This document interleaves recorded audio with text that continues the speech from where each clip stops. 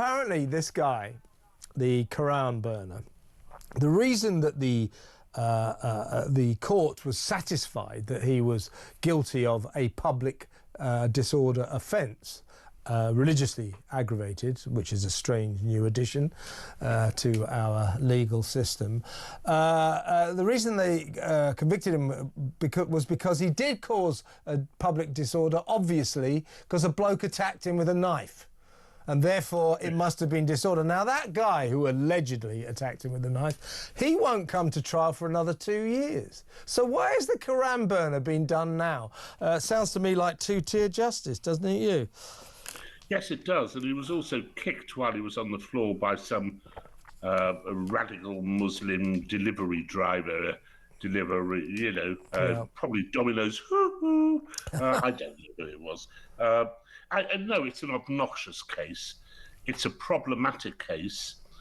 The Crown Prosecution Service got themselves into all kinds of trouble by initially putting it down on the books as being a case of blasphemy. You have burned the Koran. Death be to you who burns the Koran.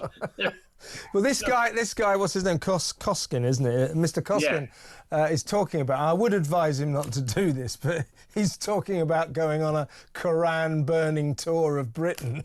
Yeah, it's a bit like U2, isn't it? He's going to go around the country. I'd rather see him burning the Koran than U2, anything other, but anyway. Well, I don't know, it's close for me. It's a close Maybe they could have the Koran guy as their backup band. He comes on, burns the Koran, and then on comes Bono to start singing, New Year's Day and all that sort of thing. That could work. He's got a very good point, and he makes it very clearly. He doesn't speak English terribly well, so he doesn't come across in interviews terribly well. But he's written a great piece for The Spectator today, which is going to be out on Thursday, where he explains coolly and calmly that his objection is to the ideology of Islam and the violence which it encourages across the world, and particularly in Turkey, where he's a Turkish refugee. And it's a very sane, very intelligent argument. And the way he has been treated is obviously a disgrace. But there are more disgraces. Craig Houston, who is a member of the Social Democratic Party, made a number of comments about a Glasgow city councillor, and who happened to be Muslim. None of them referred to her Muslim background, but he's been done for racism. It is absurd. Well, I was watching Sky News for my sins last night, and there were three very experienced senior journalists all discussing this case. Got to move on, actually. We're not supposed to be doing this, but it is interesting. They're discussing this case, and they say, with blasphemy, this seems a rather strange development. But, and the host said, but you have to remember, he did actually say that Islam was the religion of terrorism. And the two guests went, oh, that does make it very difficult. Does make it very...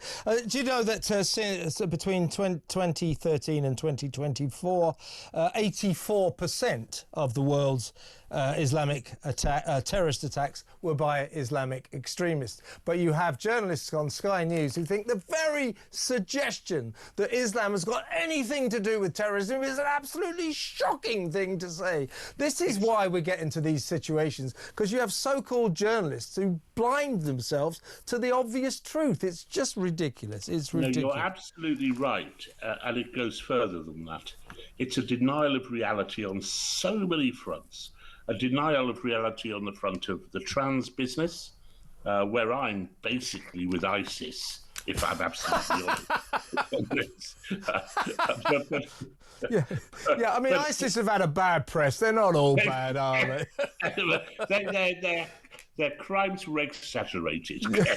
But no, what I mean is that, they expect us to swallow stuff which just isn't true and is palpably, easily discernible as not being true. So on trans, on Islam, there is no question. We We have so many Indian immigrants in this country, and you only ever hear about them at Diwali when they're out cheering and letting happy. off fireworks. Yeah. And fireworks, Well, We have Sikhs, we have Japanese, we have Germans. yeah. Who are the ones we know about? Yeah. Who are the ones Do you ever hear of Catholic terrorists or Jewish terrorists? Methodist terrorists. Methodist terrorists. Yeah, they're the ones you got to watch. Those Methodists. They are. They are a scourge, an absolute scourge. Listen, let's very quickly, we've only got 5 minutes on this. I want to talk about the migrant crisis, of course. 1,200 came across on Saturday, but don't worry, Keir Starmer's going to smash the gangs. Why doesn't he just shut up? It's so ridiculous. But this is what I want to talk to you about, Rod.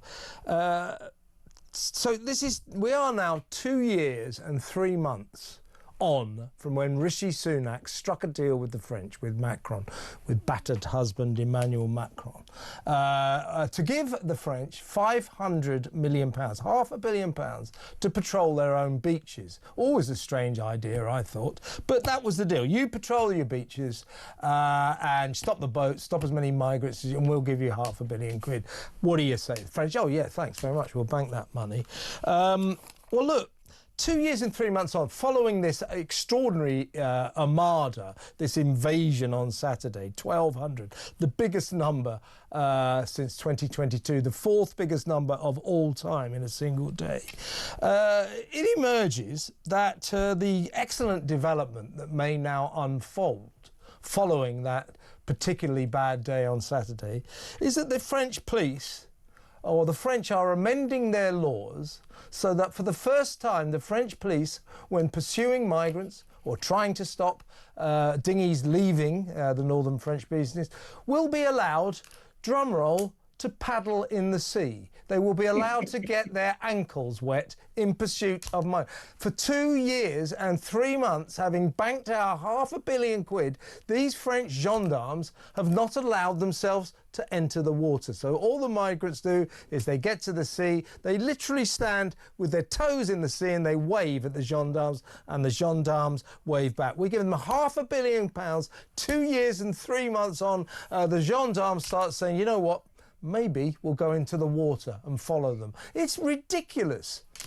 Yeah, but it's not Keir Starmer's fault. That's Rishi Sunak's fault. Yeah, no, I'm not saying it wasn't.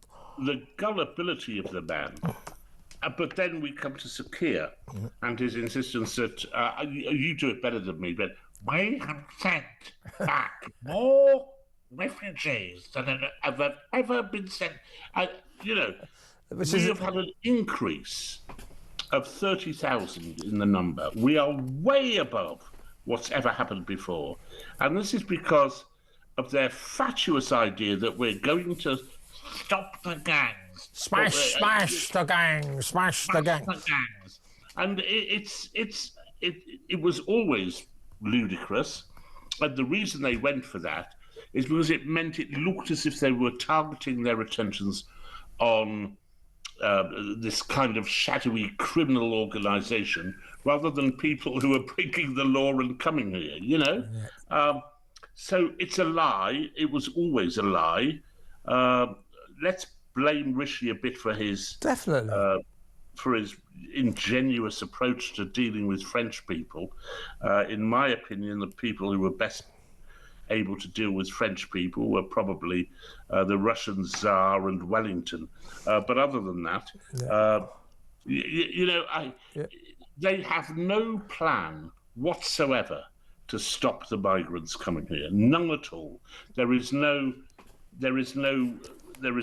beef in it. There is no detail in it. There is no real commitment to it. And it will continue and continue and continue. But I have to say, Kev, I don't think they're any worse than the Tories. No, I agree with you. This whole mess is down to the Tories, down to 14 years of Tory Liberals, metropolitan elites sitting around in their North London dinner parties, not really caring about these foreigners coming across the channel 80, 90 miles away. Boris Johnson was the worst for that, just couldn't give a damn about Absolutely. it. And it was their apathy about this ongoing crisis that has turned it into the Uber crisis it is today. But of course, you know, I totally blame the Tories. They made a complete hash of it. But you know that however bad it was when the Tories finally finished being our government, it was always going to get worse under Keir Starmer. Everything gets worse under Keir Starmer. Of course it does. But the question, Kev, before we leave for the break, is this: the French police will now be able to catch these people in shallow water. I can't go on anymore. It is above my penis. What am I to do? I mean, what an absurd ruling. What an absurd ruling. You know? It's just ridiculous. Yeah, but for 2 years and 3 months, they've been watching the migrant, waving them goodbye, because they've got a law that bans them from paddling in the sea. What? We should have brought that up at some point and say, you know that £500 million we gave you? Any chance you could get your feet wet for it? Unbelievable, unbelievable.